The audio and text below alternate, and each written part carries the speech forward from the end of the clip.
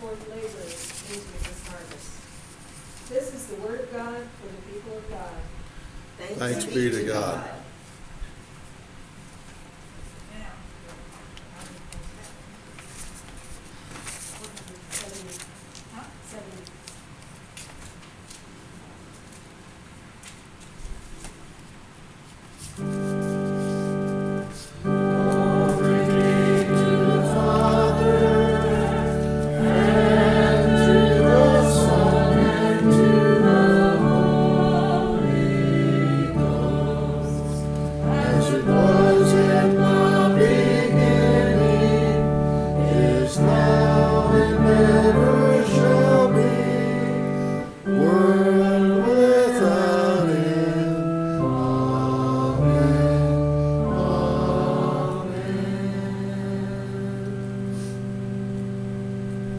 Please be seated.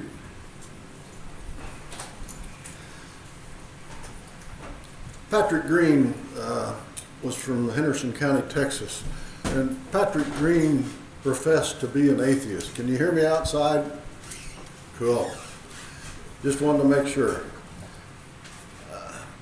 Patrick one time said, my wife and I never had any Christians do anything nice for us. When he turned 63, he had a detached retina, and he found out it was going to cost $20,000 to have it surgically replaced. And he didn't have the money. He didn't have hardly any money, not even enough to pay the rent or to feed his family. That's better.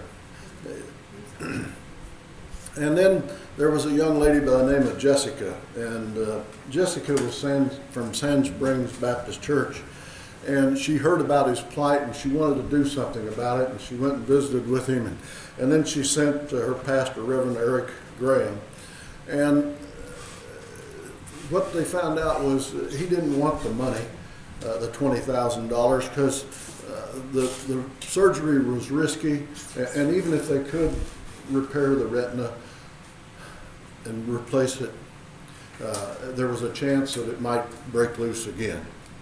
But he said that he could use some help to feed his family. And the pastor said, well, he'd take care of that. And he went back to the church and he wrote out a check for $400 and took it to Patrick and gave it to him. Patrick said that he was amazed at the generosity of these people. And he said, someday I'm going to write a book. And the title of it's going to be Real Christians of Henderson County, Texas. There was a few people that resented this, a few people in the church, and they thought, we shouldn't be doing this. This guy's an atheist. He sues us every year that we can't have our Christmas celebrations. Why would we want to help him? But it was just a few. And we can understand why they did that, because of who this guy was. But Green had a different attitude. Because of what happened, he said that he was buying the star for next year's nativity scene. What a change in heart. Our text today tells us, when he saw the crowds, he had compassion on them because they were confused and helpless, like sheep without a shepherd. Like sheep without a shepherd. Pretty good analogy, isn't it? Confused and helpless, like sheep without a shepherd. Can't you see a flock of sheep? I raised sheep when I was in high school and college, and they're not known for being particularly smart animals.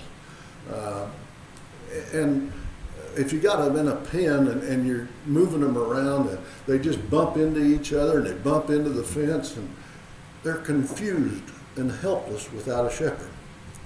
I think that's a really good analogy.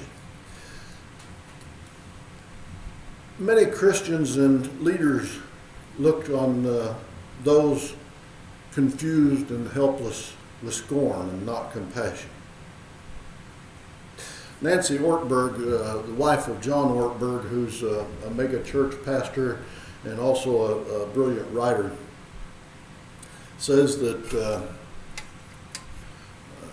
she and her husband and their 3 children went to an IHOP one time for supper, and they just wanted they had about an hour before they had to be back to the church, and they just wanted a peaceful meal. And they no more than got set down and got their order in, and this young lady, a single mom, came in with 3 children, 3 little girls, and 2 of them you could tell were developmentally disabled. And these kids were not behaving at all, screaming and yelling and causing all kinds of disturbances, and every time mom tried to correct it, it didn't happen. John and 2 of the children went back to the church, and they left Nancy and the other child, Mallory, there to pay the bill and come on to the church afterwards.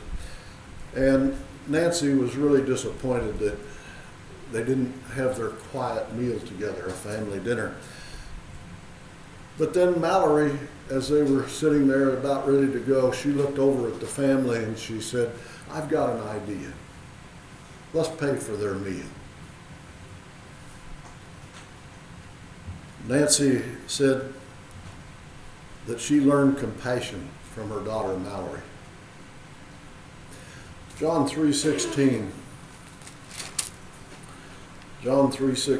tells us, it's a text that we've heard over and over again. It says, "For God loved the world so much that he gave his one and only Son, so that everyone who believes in him will not perish but have eternal life." But then he goes a step further and he said, "God sent his Son into the world, not to judge the world or condemn the world, but to save the world through him." God sent his Son not to condemn, but to save the world. It would have been easy for Christ to condemn the world or judge the world. And you know, if we think about it, many preachers have done that.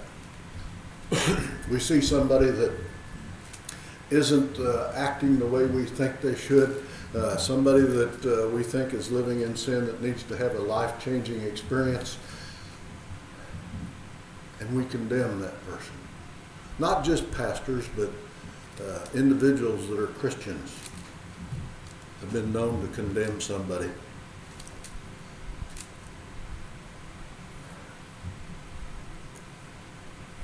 Patrick Green felt that. He was an atheist, a self-proclaimed atheist. And he was condemned by most every church in the county. And he felt it. And that's why he sued and sued.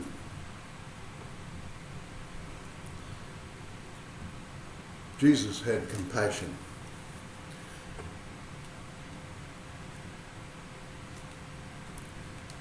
He says, "The harvest is great, but the workers are few. So pray to the Lord who is in charge of the harvest and ask him to send more workers into his fields." Send more workers. Who are the workers? At that time, they were the disciples.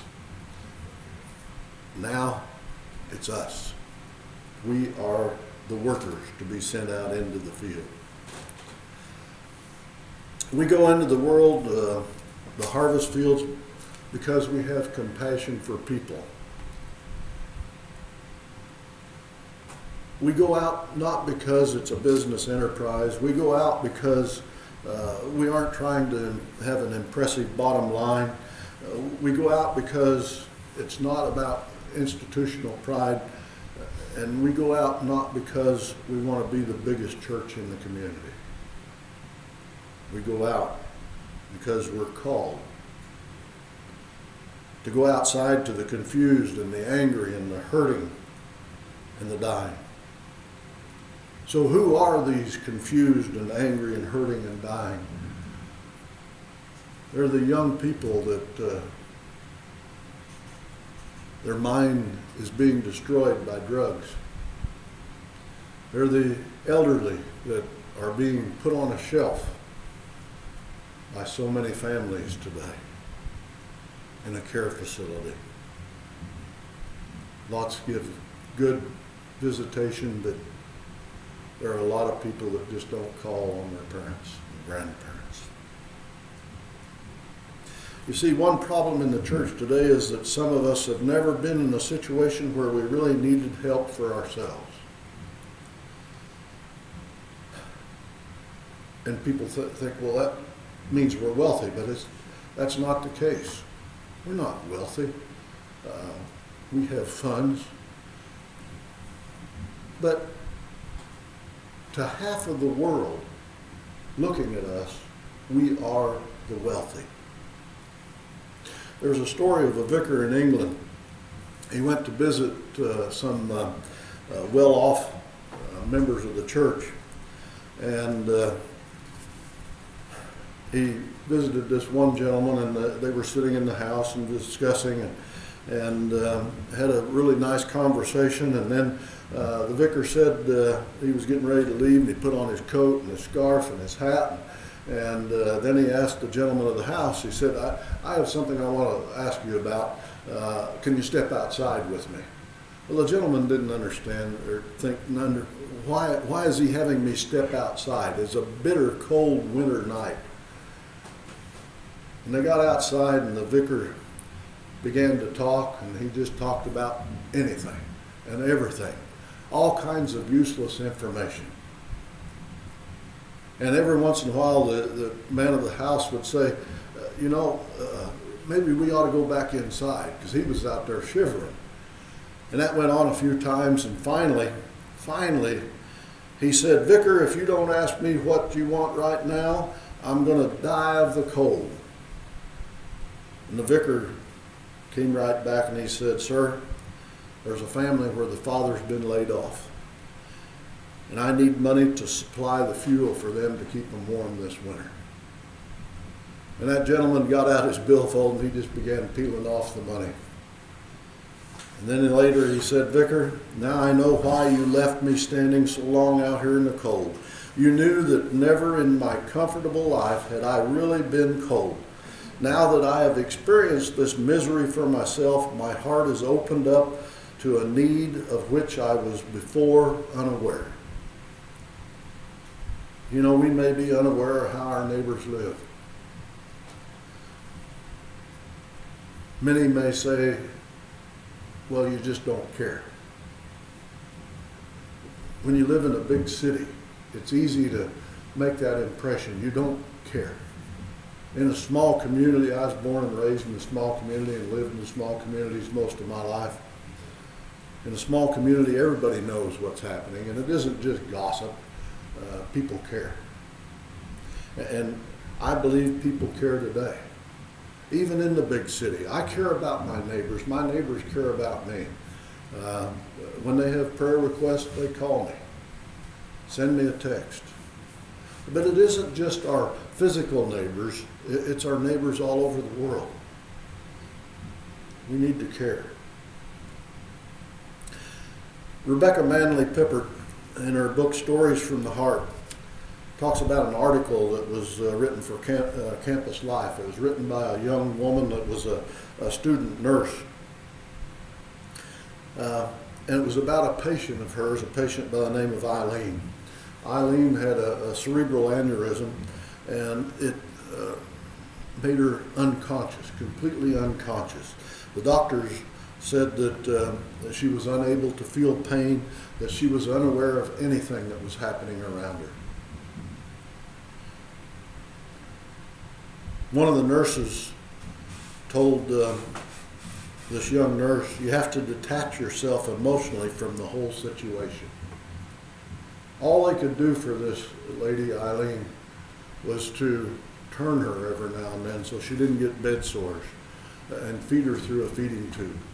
But other than that, she was just laying there in bed. This young student nurse found that she couldn't treat this woman with detachment, and she decided to talk to Eileen, and she would sing to her, and every now and then she'd bring her a small little gift. On difficult days, she was particularly kind to Eileen. Thanksgiving Day was one of those difficult days. And the young nurse said to Eileen, "I was in a cruddy mood this morning, Eileen, because it was supposed to be my day off, but now that I'm here, I'm glad. I wouldn't have wanted to miss seeing you on Thanksgiving. Do you know this is Thanksgiving?"